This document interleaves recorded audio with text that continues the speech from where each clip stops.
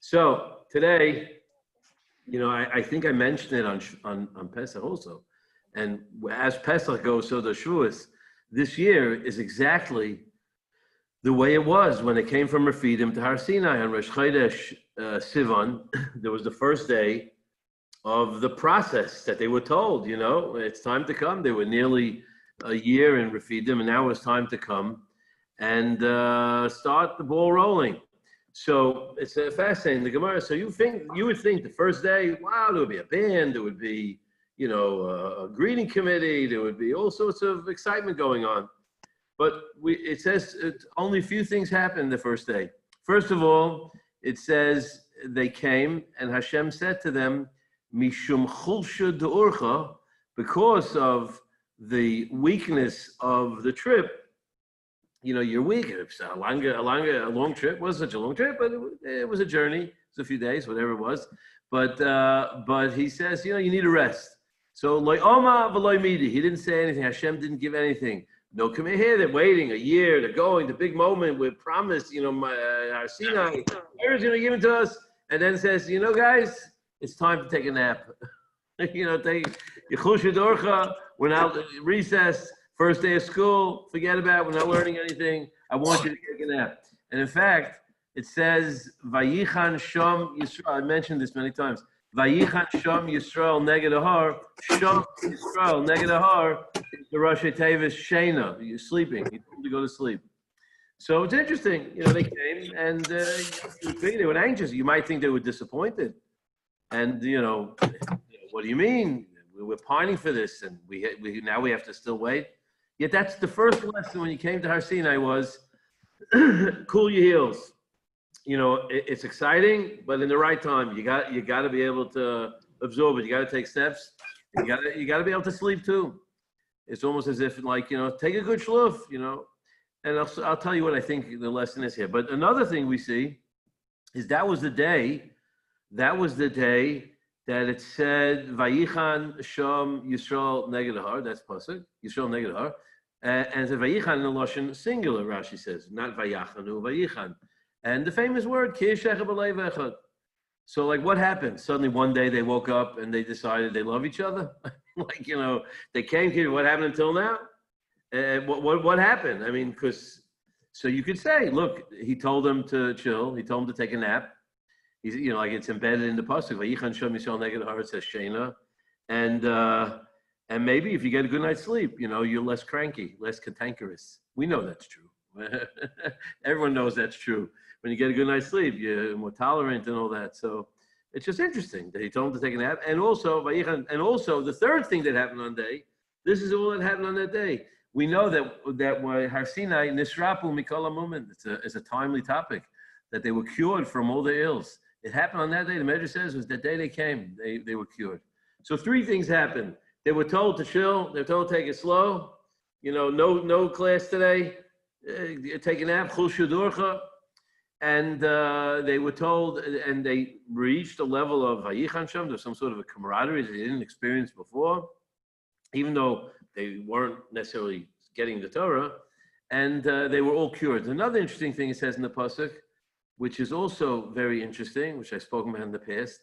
It says, Vayichan Sham Yisrael Neged Ahar. What does it mean, Neged Ahar? Normally, when you camp out in the wilderness and you're near the base of a mountain, you don't open your tents to the mountain. You open it up to the beautiful scenery all around you. Put the back to the tent to the mountain. And everyone can look out and you'll see the beautiful clouds and the animals and whatever else that was there in the desert. But it says here, they all faced the mountain. It was pretty boring. I mean, a big mountain right in front of them. Not the biggest mountain, but certainly it was a lot bigger than them. And that's all they're facing. They're not looking at anything else behind them. So a lot of interesting things happened on that first day. So I think maybe that the lesson is that in life, very often, the attitude that often kills so much of our experience in life is anxiety. Even when you're excited for something positive, you get carried away. You get overexcited, over anxious, and sometimes you get too anxious, and sometimes the worry, the fear, certainly that defeats. And what creates anxiety between within a family, tension, anxiety, worry, and what interferes with benam l'chavera, anxiety. People who are calm, people who live with a sense of it's going to be okay. We don't have to jump the second. We'll deal with it. We'll be contemplative. Vayichan Sham Yisrael neged har. They camped. They put their backs to the world. They said, you know what? We can put all the past. We don't have to worry. Let's just focus on what we have to do. We have time. We're not being rushed. Let's go without anxiety. If you go without anxiety, that's the first step to become Kabbalah Satira, because Hashem is taking care of us. And of course, we're excited, but you can't be overzealous and you have to be balanced. So I think that the message was that, and that probably means that's why they were able to get along with each other for a change. And maybe, as they say, anxiety is probably one of the greatest causes of illness and the inability to recover from illness. If you don't have hope and you don't have, you don't have a positive attitude, you're just worried and anxious, then they say, there's statistics about that, people who are worried about, how it'll be, and they can't live in the moment and live with the hope that they have, not just worrying what will be tomorrow. So that's part of the cure. So maybe it's all one thing. This is part of my meanderings in my mind, as I wrote, the musings of a caveman. In my cave, this is the things that I was thinking about today. That maybe there's a message here about being calm. And I think that's it. And it makes a lot of sense. Hashem said, hold on, let's take this step by step. I want you to get a good shluf. I want you to get along with each other. I want you to be calm. I want you to put all your worries away. Don't look back. Don't worry. Don't think what they're looking, what they're saying. Just let's focus on each other. Not only see the mountain, which represents Hashem, you'll see each other this way instead of everyone looking away from each other. Anyway, that's my thought. So I think that's a lesson for all of us, and we have to learn how to live with a certain sense of calm in our life, because calm is the key. And learning, we all know it. If you learn calm, you learn better, and you think better, and you get a good night's sleep. Or you sleep better. You sleep better. Your mind is more open. One of the greatest difficulties of people who suffer anxiety is sleep. That's the cause of insomnia. So the Torah wanted to tell us they slept because Hashem gave them they saw, they sensed the warmth, the understanding, that they were secure, they were confident that Hashem's going to take care of them. They weren't rushing. Okay, let's go. Here's the first mitzvah, and everyone. It was calm, it was collected, and that's, I think, an important message. A little bit of a chiddush. I have to read a little more, but this is my thinking for today. So I want to share with you a beautiful story I came across on Shabbos. Why were they sleeping without Torah? It's also a good thing because they're a crowd. They knew Hashem was going to give them Torah. They don't like. Okay, there we go. Well, I'm so powerful. I could just tell people to shut up like that. So easy. Anyway, I don't mean that in a negative way, but I saw a beautiful story about when you dwell in where you are and don't get overwhelmed, and the ability of Vayichan Sham. It's also a beautiful story about Vayichan Sham being one and how we can affect each other. A very, very beautiful story. Rabbi Gold wrote a story this week, and the story is a bit of a sad story. Hopefully, it'll come out a positive story, but still in the middle of a challenge. There's a family, the Shperba family, and they had a son. They have 11 children, and their 11-year-old son, a year ago, how old was he? I'm not sure how he was. Maybe he's 8 years old. He's 8 years old a year ago or so. He was 8 years old, and suddenly he had stomach problems. He was vomiting. They figured it was a virus. As this goes, one thing led to another. They discovered he had cancer, and it was an ordeal.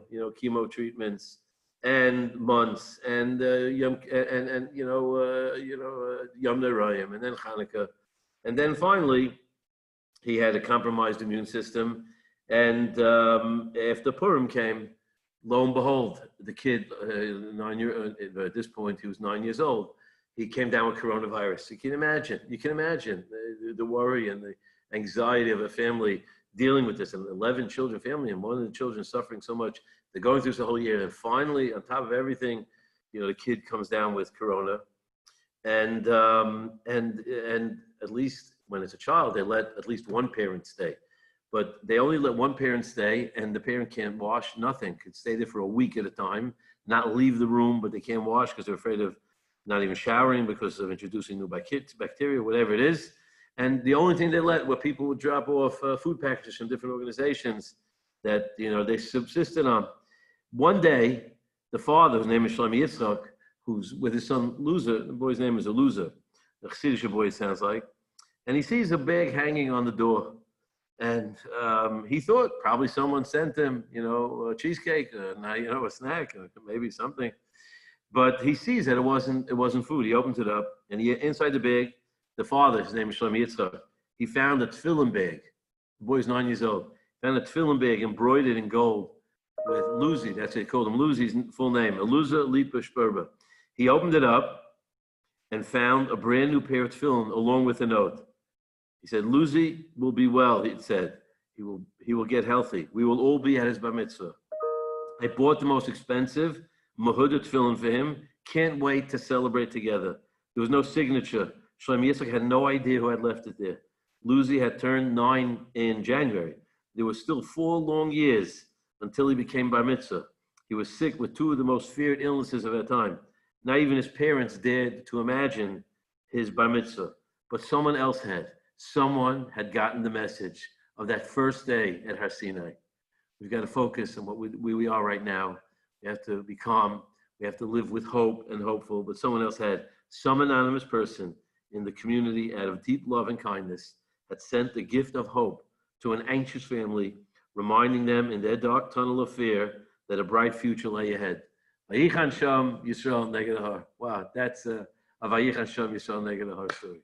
May it be a schus, the inspiration that we all have, that this little boy, his name is Eluzar Lipa ben Lifsha, Eluzar Lipa ben Lifsha, Eluzar, that's how they pronounce it, Eluzar Lipa ben Lifsha should have a foolish name, but Shachal Yisrael, they should be able to celebrate his mitzvah, his bar mitzvah, his chasana, all the children, and all Klal Yisrael, all those who are never facing. We shouldn't be lulled into complacency and think it's all over. There's still plenty of people getting sick, and we have to be vigilant. And whether you invite your children or not, following the guidelines, I always say, err on the side of caution. That always is always appropriate. You never lose when you err on the side of caution, unless you're losing your mind and the kids need you. But if you can hold out, that's my personal feeling. Obviously a lot of people, their mental health issues also. People need the comfort of home and parents. So obviously it goes into the equation. But Amir Hashem, we're together. We'll be calm. We'll be hopeful.